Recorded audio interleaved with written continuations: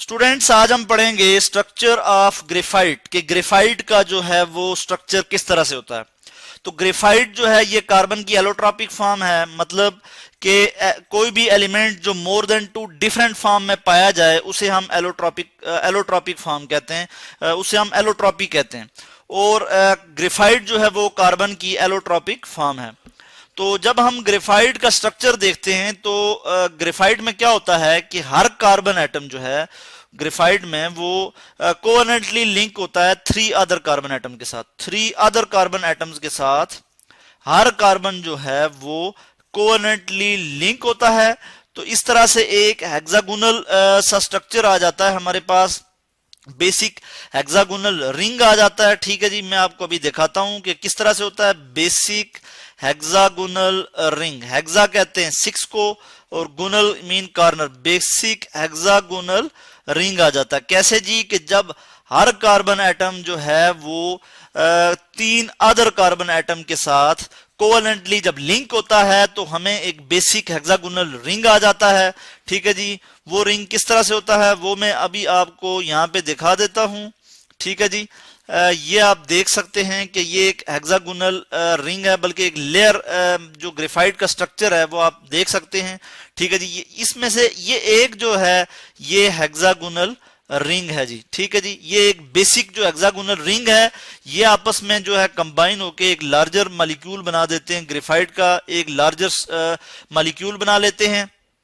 ठीक है जी, ये आप इसका स्ट्रक्चर देख सकते हैं, ये लेयर्स में है। ठीक है जी, हेक्सागोनल जो रिंग है ये क्या है, इसमें क्या है कि लेयर बन जाती हैं। ठीक है जी, each layer of carbon atoms जो हैं वो उसको आप देख सकते हैं कि वो 2 डायमेंशनल जो है वो अरेंजमेंट में है, 2 डायमेंशनल पैटर्न में है। यानी इसमें हम लेंथ की बात कर रहे हैं, इसमें हम ब्रेड्थ की बात कर रहे हैं, मगर यहाँ पे डेप्थ की बात नहीं करेंगे। तो इसलिए ये 2 डायमेंशनल है। इसमें हम 2 ही चीजें ले रहे हैं, लेंथ और ब्रेड्थ। लेंथ के लिए मैं यहाँ पे L लिख लेता हूं और ब्रेड्थ के लिए मैं B लिख लेता हूं यहाँ पे। ठीक है जी, और इसमें जो बॉन्ड लेंथ जो है, ठीक है जी, कार्बन कार्बन जो बॉन्ड लेंथ है लेयर के दरमियान वो है जी हमारे पास, मैं इसको लिख लेता हूं कि 1.42 एंगस्ट्रॉम। ठीक है जी, एंगस्ट्रॉम जो है वो लेंथ की यूनिट है, लेंथ की यूनिट है, यानी इससे हम लेंथ मेजर करते हैं। और 1 angstrom is equal to 1.0 multiply by 10 raise power -10 metre. ठीक है जी, यानी क्या हमें पता लगा कि 1/10 billionth of a metre, 1/10 billionth of a metre is equal to 1 angstrom. यानी कि यहाँ पे जो कार्बन कार्बन जो बॉन्ड लेंथ है लेयर के दरमियान, लेयर में जो कार्बन कार्बन बॉन्ड लेंथ है वो क्या है 1.42 एंगस्ट्रॉम। ठीक है जी, ये बात आपको पता लगी। इसके बाद मैं आपको बताऊं कि ग्रेफाइट जो है उसमें क्या होता है कि लेयर्स में जो है वीक वेंडरवाल फोर्सेस होती हैं। Week van der Waals forces of attraction, यानी ये इंटर मॉलिक्यूलर फोर्सेस होती हैं, मॉलिक्यूल के दरमियान फोर्सेस होती हैं। ठीक है जी, जो कि लेयर्स में होती हैं। इसके अलावा जो इसकी जो बाइंडिंग एनर्जी है, लेयर की जो आपस में बाइंडिंग एनर्जी है वो बहुत कम होती है, जिसकी वजह से लेयर जो हैं वो आपस में जो है वो एक दूसरे के ऊपर स्लाइड कर सकती हैं। मैं लिख लेता हूं बाइंडिंग एनर्जी। बाइंडिंग एनर्जी जो है इसकी लो होती है, बाइंडिंग एनर्जी, और मैं इसको क्या लिख लेता हूं जी, लो। और इसकी वजह से क्या होता है कि लेयर्स जो हैं वो आपस में एक दूसरे के ऊपर जो है वो स्लाइड कर सकती हैं। इसके अलावा ग्रेफाइट चूंकि सॉफ्ट होता है और स्लिपरी होता है, ठीक है जी, इसका जो स्ट्रक्चर है वो बिल्कुल ओपन सा स्ट्रक्चर होता है।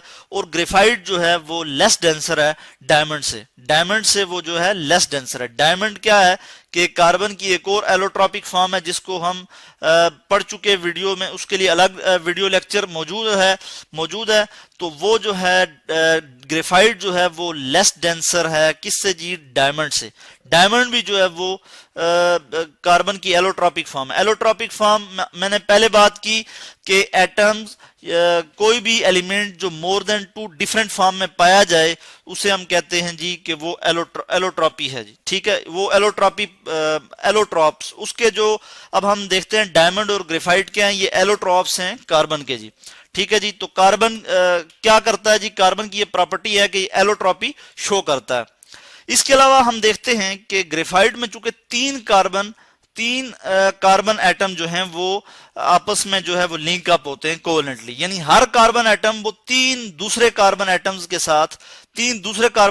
साथ जो है वो लिंक अप होता है इस तरह से। यानी एक अगर यहां पे एक कार्बन एटम है तो वो इस तरह से तीन दूसरे कार्बन एटम के साथ जो है वो लिंक अप होगा।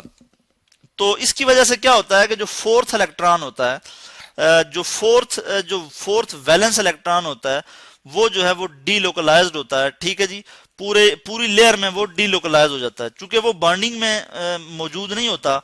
ठीक है, वो डीलोकलाइज होता है, वो यहाँ पे मूव कर सकता है, जिसकी वजह से हम कहते हैं कि ग्रेफाइट जो है वो कंडक्टर है इलेक्ट्रिसिटी का। इलेक्ट्रिसिटी को वो कंडक्ट कर सकता है, मगर कैसे इलेक्ट्रिसिटी को कंडक्ट करता है कि वो इलेक्ट्रिसिटी को पैरेलल लेयर जो है वो अपनी पैरेलल जो प्लेन में जो है वो इलेक्ट्रिसिटी कंडक्ट करती है। ठीक है जी, in a parallel plane, parallel to the plane. ठीक है, तो परपेंडिकुलरली नहीं करते। ठीक है, परपेंडिकुलरली नहीं करते बल्कि लेयर के पैरेलल, यानी अगर ये लेयर्स हैं तो इसके बिल्कुल पैरेलल जो है जो करंट इलेक्ट्रिसिटी है वो ग्रेफाइट जो है वो कंडक्ट कर सकता है जी।